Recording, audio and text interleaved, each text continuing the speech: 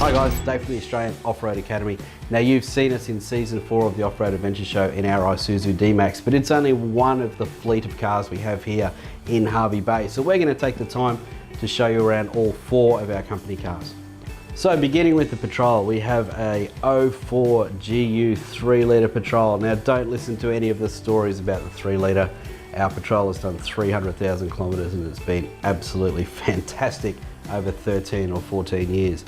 That said, however, there's an awful lot of non-Nissan bits attached to that car. So for a start, we've tried out just about every new type of driving light technology that's hit the market in the last 15 years. We've had LEDs, we've had HIDs, and at the moment it's wearing a fantastic set of X-ray HIDs, which just make the long miles disappear. We love those HID lights up front.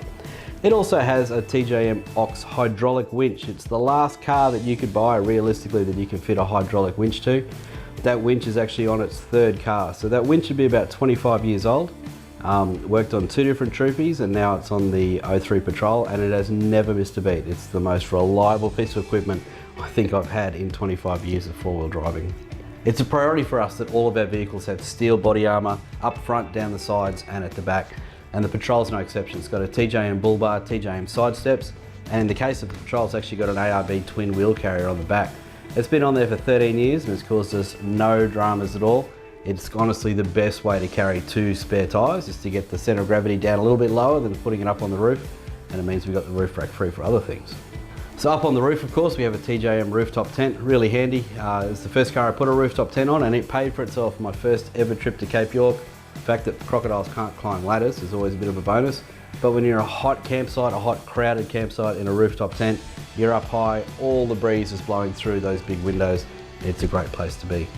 Inside the Patrol, we're not short on communication either. So we actually have a HF radio that lives in the Patrol when we take it out on events, and it's of course got 2 UHF radios. We have 2 UHFs in every car, and obviously we plug in our mobile phones and all sorts of other things. So we're not short of navigation and communication also.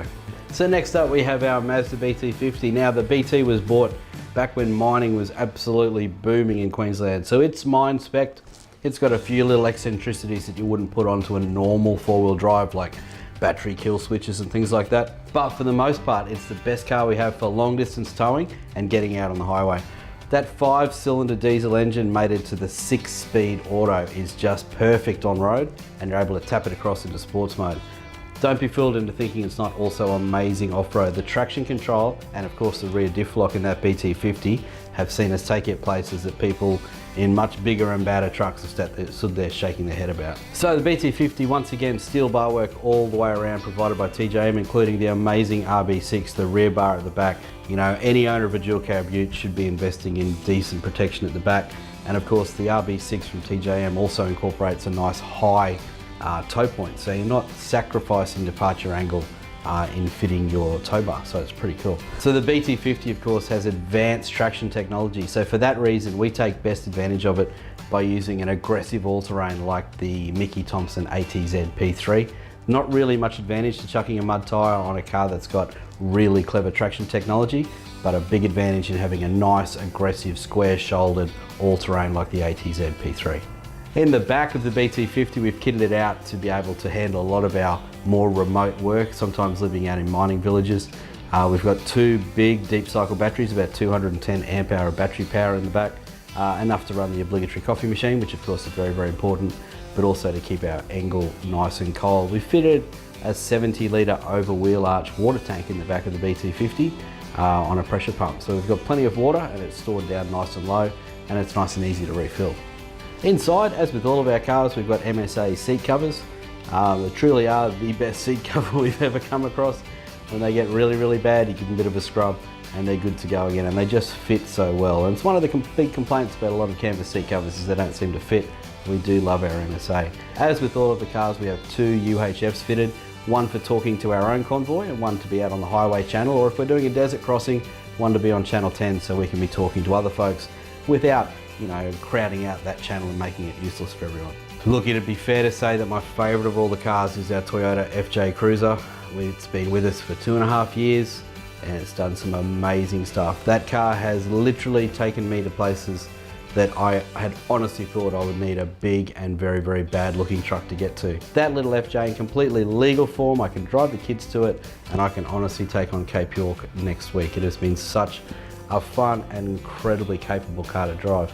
Again, TJM steel bar and winch out the front, TJM side steps. There's not much in the way of rear wheel protection on an FJ, but it's got a pretty tight departure angle, so it doesn't need it like many cars do. Dual battery system under the bonnet, of course, to keep our communications working properly, and our angle fridge in the back. Up top, we always carry Max Tracks, and they're carried with heavy duty Yakima roof bars and one of their Road Warrior baskets, which is ideal because there's not a lot of places to put a second spare tyre. So when we are exploring remotely with the FJ, second spare goes up and gets nice and securely strapped down right on the centre of the roof inside that Yakima basket. So the FJ being the only petrol car we have, it's not our chosen vehicle for the really long distance touring. It does plenty of trips across to Fraser, a couple of trips down to Brisbane and back, and a few trips out into our neighbouring state forest. So it's got LED lights all around. I'm not looking for that great penetrating light that I get from the HID, but I'm looking for that really intense and vibrant spread of light that I can get from the LEDs. So the newest car in the team is the Isuzu DMAX. Now this car is evidence of an awful lot of lessons learned over the last 3 or 4 years of building up these newer cars that we've been adopting. We built this car for a purpose. So this car has been built to accompany our tours. It's never been built to be an off-road weapon, but it's been built to carry a good amount of weight and a good amount of gear and take us in comfort and style to pretty much anywhere we want to go.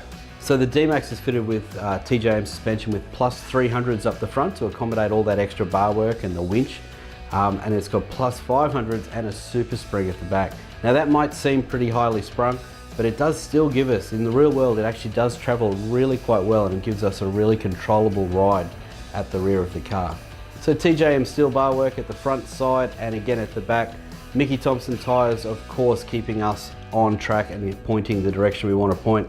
Yakima roof rack on the top. That platform that sits on the canopy has been absolutely invaluable in taking the number of different roles we've asked of it this year. But the best feature, and easily the most standout feature of this car, is the custom-made canopy we've had put on the back. So the canopy was built by Darren Bassey at Custom RV in Brisbane. He took the time to talk to us to figure out exactly what we wanted, and when you open up the doors of that canopy, you can see that it's been built with a specific purpose in mind. On one side we have the kitchen. We have the angle that drops down on an MSA fridge slide, and then we have another spot for the Weber to slide out on another MSA fridge slide. Plenty of storage up top. Around the other side, of course, we have storage. Big, bulk, open, flexible storage, but with 2 MSA Explorer drawers to keep all that heavy gear down low and exactly where we need it to be. Around the back, one long trundle drawer, an 1800mm long trundle drawer that we keep all of our heavy tools in. Gets that heavy weight down between the chassis rails. So from the driver's seat of the DMAX, I've got my entertainment and my communication all sorted out. We fitted a Growl unit, which is an Android tablet that replaces our head unit. From there, I can run my business software, I can listen to my music, and I've got all my mapping. It's a fantastic drop-in unit, and it took me seriously 15 minutes to install. With the amount of towing that we sometimes do in the DMAX, we did talk to our good friends at Torque It about building us a chip which would just give us that little bit more torque in 5th gear, just to keep the car hanging on in 5th rather than hunting for 4th. So we've put a Torque It chip, and of course we've got a Torque It pedal torque, as we do in every one of our cars, just to improve that off-the-line responsiveness. So our 4 company cars based in Hervey Bay are all built to achieve different things. Our 4 cars are built for 4 different purposes. It's a bit of an indication of the different types of work we do here at Australian Offroad Academy. If you'd like to know more or like to have a chat to us, visit our website.